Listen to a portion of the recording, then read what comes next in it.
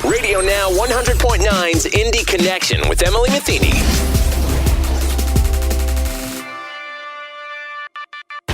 Hi, I'm Emily Matheny, your host, and this week we are starting off with something we ended on last week, which was the American Cancer Society's Making Strides Against Breast Cancer walk here in Indianapolis. So the walk was yesterday, Saturday, October 19th, and it went extremely well. Hannah Minen is the Community Development Manager with the American Cancer Society. She is also the one who led the local Making Stride walk here in Indianapolis. And she's able to talk to us a little bit more about what the American Cancer Society does and a little bit about the walk yesterday. Hannah, can you tell me a little bit about what is the American Cancer Society? Yeah, the American Cancer Society is a national organization. Our goal is dedicated to saving lives, celebrating lives, and leading the fight for a world without cancer. We do that through a variety of different ways.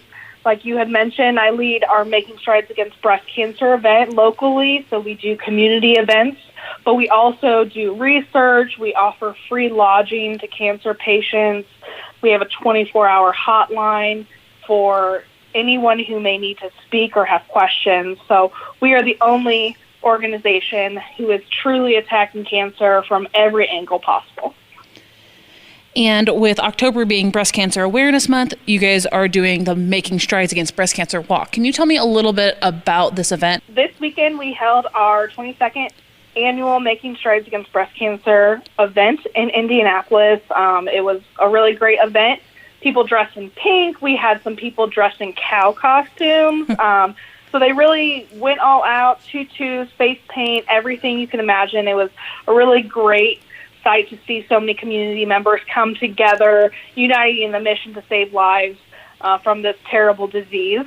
So we are still tallying exactly how much money we have raised, but we are definitely surpassing $150,000, and that's through a combination of corporate support and sponsorship, individual and team fundraising. So we expect that to continue to rise as people can bring in donations the rest of October and throughout the rest of the year.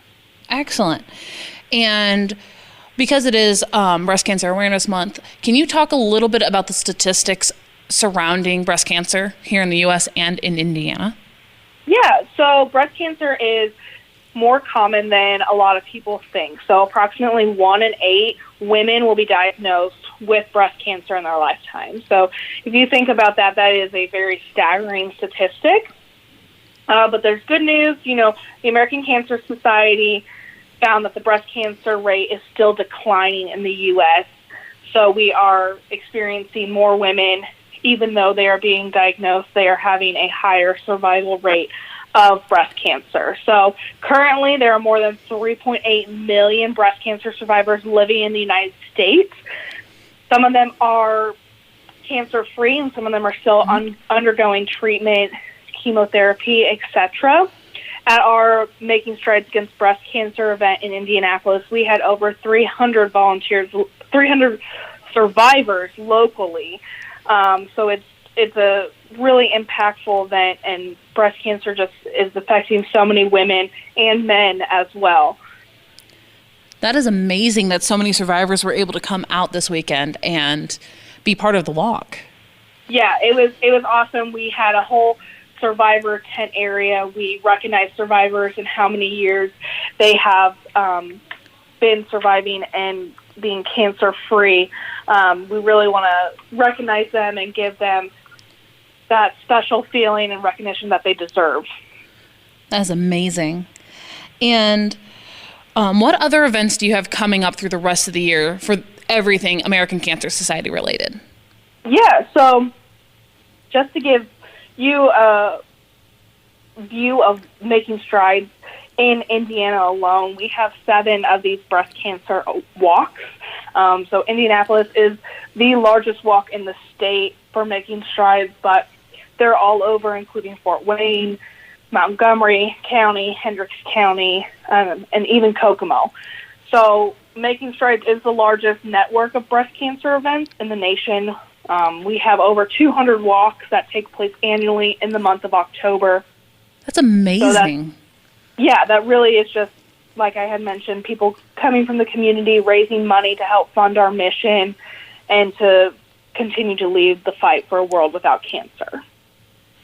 And if people want to still give, even though the walk is finished, through the end of, where can people give and donate? So you can definitely still make a donation online. Super easy process. So you can go to makingstrideswalk.org/IndianapolisIN to make an online donation. And then you can even consider planning for next year and getting a head start on fundraising. We will have registration available for our October 2020 walk available in January. And then there's also, a lot of volunteering opportunities, not just with Making Strides events in October, but for our mission delivery and other community-based events as well. So you can visit our website, cancer.org, to get more information on volunteering. Perfect. And what is mission delivery?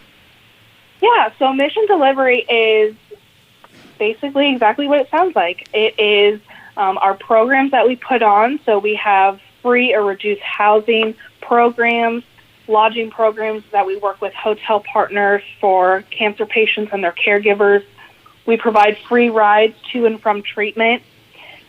We have a 24/7, 365 days a year hotline that people can call, ask questions, and just speak to someone. So it's really all of our programs that we do locally in the community. And locally, is it just central Indiana or is it across the state? It is across the state. So we work with a bunch of different hospitals, hotels, anywhere that we see a need, which is everywhere. We definitely work with all communities, no matter what the size of their community is. We are there helping them, and we want to ensure that they're getting the treatment that they need and remove any barriers that they may face, such as transportation or lodging. And people can find information on how to reach out and get a hold of you guys through cancer.org, correct? Yes. So there is a live chat on that website, and it is packed full with a bunch of different information on a variety of different cancers, new research that we are coming up with, and local events in your area. Beautiful.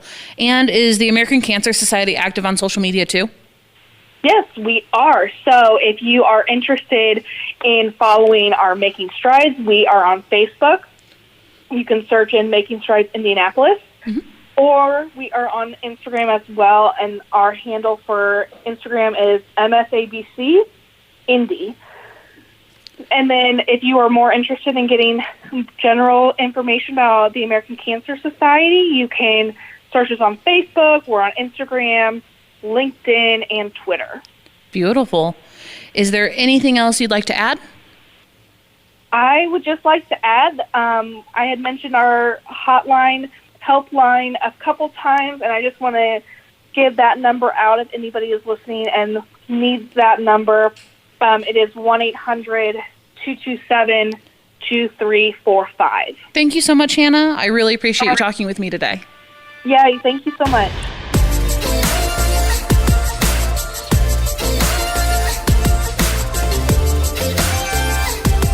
At the start of the month, I spoke with Melissa Iannuzzi, and she is the Communications and Special Events Coordinator with the Indiana Coalition Against Domestic Violence.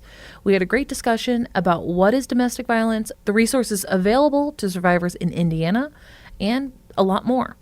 And in case you missed it, I really wanted to bring this interview back and share it again, because we are still in Domestic Violence Awareness Month, which is October. We're nearing the end, so I wanted to make sure these resources were shared again. What is the Indiana Coalition Against Domestic Violence? Okay, so ICADV, we are the statewide coalition for all of the local member programs. So if you're in the area, you probably know Coburn Place, the Julian Center, Domestic Violence Network. We are kind of a statewide resource for them. We provide trainings and program assistance when that's needed.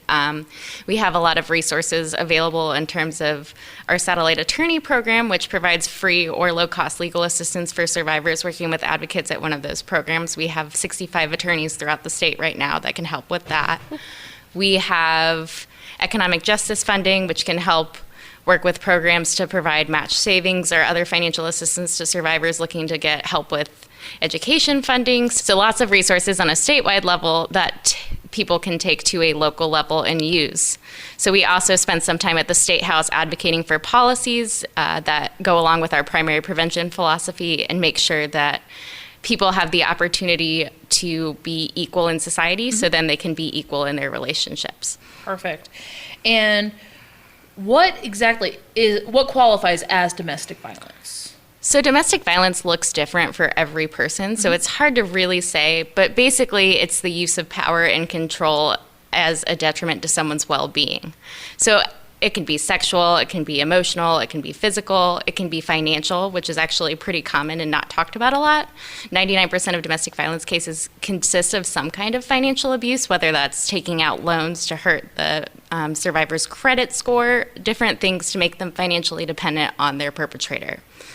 What are some of the signs someone could be looking for who's in a relationship like this, the difference in power? Like, how can that look? Does that make sense? Yeah, I mean, there's a lot of different ways that can look. It can start with small things like, I like when you wear this, I don't like when you wear this. And a lot of what survivors tell us is that things do start small. It's like the frog in the boiling pot where things start, they simmer from a low level and get worse progressively over time. So it can start with little things like, I want you to only wear jeans. I don't want you to wear this when you go out. And then progress into more of the physical stuff, more into the financial things. I don't want you to see your family. A lot of isolation is at play there. And if you realize you are in a relationship like this, what can you do? So we have a lot of resources available as ICADV. Solutions look different for every survivor, just like abuse looks different for every survivor. So finding what's right for you can take some time, but I definitely would recommend reaching out to one of our local programs and connecting with an advocate, because they are the best person to create a personalized safety plan for you, figure out if you need to obtain different housing, what financial resources you need. If you have children or pets, they can help you figure out how to relocate them, bring them with you, or do what you need to do to make sure that happens. They can also help you navigate the legal aspects if you choose to get a protective order. So it's very survivor-centered, but I would definitely encourage you to reach out to an advocate. You can find that on our website at icadvinc.org. And there's a Find Help button where you can find all of our local programs. Perfect. And as we're in Domestic Violence Awareness Month, what can you do for your friend? How can you support them beyond just the resources? So a lot of what survivors said is that they felt judged, and there was a lot of stigma involved in coming forward and saying they were in a domestic violence relationship, especially when it came to not wanting to leave, because a lot of people say, I don't understand why they don't just leave, but it's very often more complicated than just leaving. So it really starts by listening and doing what's best for the survivor and what they want. Like, the worst thing you can do is talk down to someone. Rather, like, let them come to you with their story and what they need help with and go from there. 211 is a great resource for both getting relocated with shelters or advocates, but also housing, food, anything you might need. They usually have a reference or directory for something in your area. So that's a good place to start if you're looking for resources for a friend. But the most important thing is to be accepting. If they don't want to leave right away because they still have feelings for their abuser or they're financially not ready, that's just part of it, unfortunately, and it's just important to go along with what they think is best for them. Would I be able to ask some of the number side of domestic violence in Indiana? So we don't really like to talk. So a lot of times our movement focuses on death statistics. And we've done that in the past as like a severity thing. So like we want to demonstrate that this is a serious issue. But sometimes that's really triggering for people, or when 40% of Hoosier women are experiencing some form of intimate partner violence, that is a really small piece of the puzzle. And it kind of minimizes what you're experiencing every day if your visual of domestic violence is people dying. So we're kind of trying to focus on good, happy numbers for programs, we're telling them to help focus on how many people they serve and like things that give people hope and inspire them to get involved and be less judgy of survivors and where they are in their journey towards freedom. We did a movement report with survivors. So we did 91 survivors came to us and did a big focus group about what they need from communities to feel supported. So that's kind of where we're moving forward as a movement to try to make things more survivor-centered for us. And what were the survivors saying? They were saying a lot of the stigma and judgment things we talked about, but also things like housing and financial resources that a lot of people need and just don't have access to right now.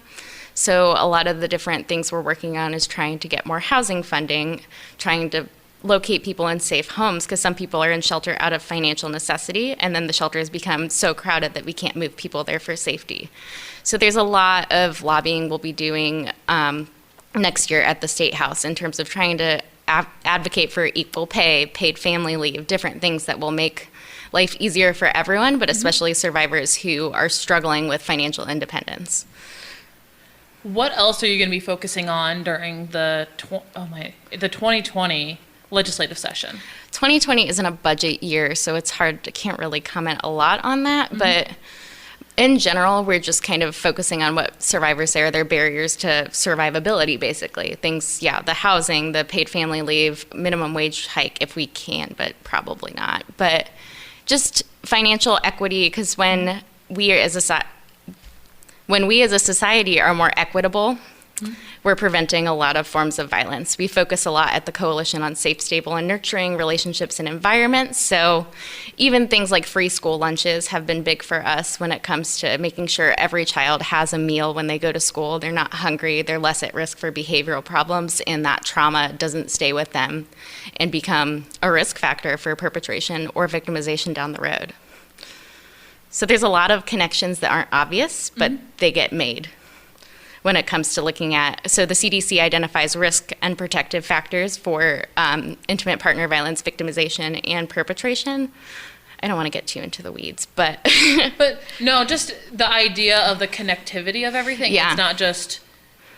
That's I have not really thought about that. Yeah. It's just how much connected it is. So it's more than just one thing. It's a variety of reasons. It's a variety of reasons. We always say power plus motivation equals abuse when you think about it. So if someone is in a position of power over someone else where they can abuse them and they have motivation, especially because they know they won't be held accountable, they're more likely to commit violence down the road.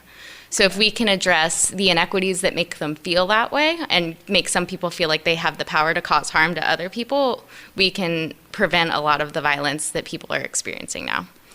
All right. Yeah. What's the inclusivity of the facilities here in Indy? Do they take in just men, women, children, or do they service all types of domestic violence?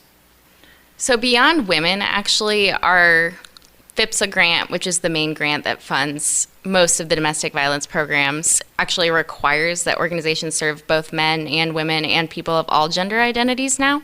So anyone can get services from a program, no matter what your gender is, no matter what your ability is. There's a lot of laws in place tied in with our grant funding, and also as organizations what we want to do to make sure we are as inclusive as possible and address the intersectionality of this issue and the different identities that may face gender and sexual-based violence, because there's so many different people that can experience this. We also work with very specific organizations to things like disabilities. So ARC of Indiana is a big one, and Self Advocates. Those are two that do a lot of great work, especially in the field of sexual violence prevention. One of our coworkers is on a task force that is actually working right now specifically on sexual abuse for people with disabilities, because it's something that's been ignored in our field in the past. And something we're working on fixing. We also have a good publication on our website too. It's called Sidewalks, and it's in our program resources section, and it's got a lot of great information about both just barriers with people with disabilities face on a day-to-day basis, but also when it comes to sexual violence perpetration and victimization and prevention. And what was the event that you said was on the 3rd and the 4th? The 3rd and the 4th is our biannual conference. So we host that every other year to just get together advocates, prosecutors, a bunch of people around the state in order to just make sure we're all on the same page, we're all learning from each other.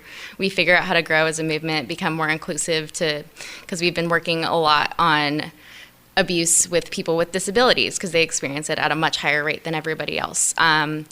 Same with, people of color experience abuse differently because of where they are in the world. So we're trying to focus on bringing everyone to the table and elevating as many voices as we can.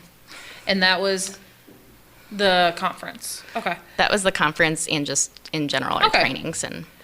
And where could people read about what happened at the conference? Is there a way to see what happened? Yeah. So our we have a pretty active Facebook page and Twitter. We also will do a conference recap if you sign up for our email newsletter on our website, icadvinc.org. Perfect. And that's how you can find out what happened at the conference this past week and also stay connected with the coalition as they keep moving forward. So if someone wants to get involved, become a volunteer with you guys, how would they do that? I would also encourage them to go to our website, sign up for our newsletter. We send out pretty regular communications about our upcoming events and fundraisers. We have a yearly 5K we need a lot of volunteers for. We need a lot of people to come out and support that. It's a really rewarding opportunity for people who know survivors or have lost people to domestic violence to honor those people. They get teams together and come out and just memorialize them in a really beautiful way.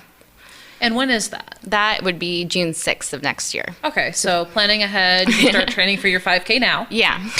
I'm going to need to too, so. And is there anything else you'd like to add about the coalition, about domestic violence, about survivors? I would just really encourage people to go to our website and read our movement report. It's at icadvinc.org/movement. It's got a lot of really great data from survivors from right here in Indiana about what they experienced when they sought help, how they want the people who caused them harm to be held accountable, what they need from the community, what they need from domestic violence programs. I think it's a really great read for anyone wanting to understand this issue more. Perfect. All right, and thank you very much, Melissa. I really appreciate you coming in and talking with me today. Thank you for having me. No problem.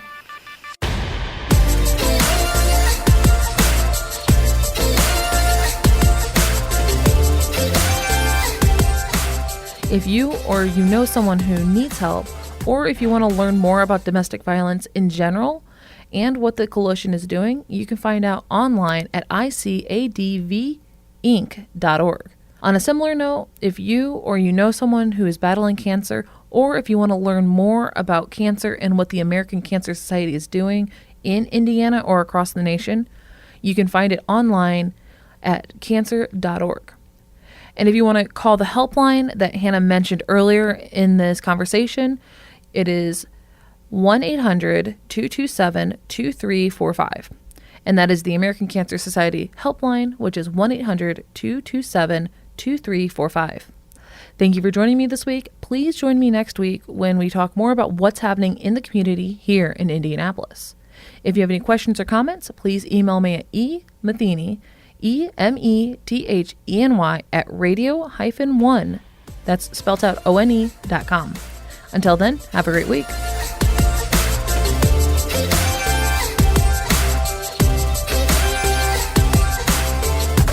Radio Now 100.9's Indy Connection with Emily Metheny.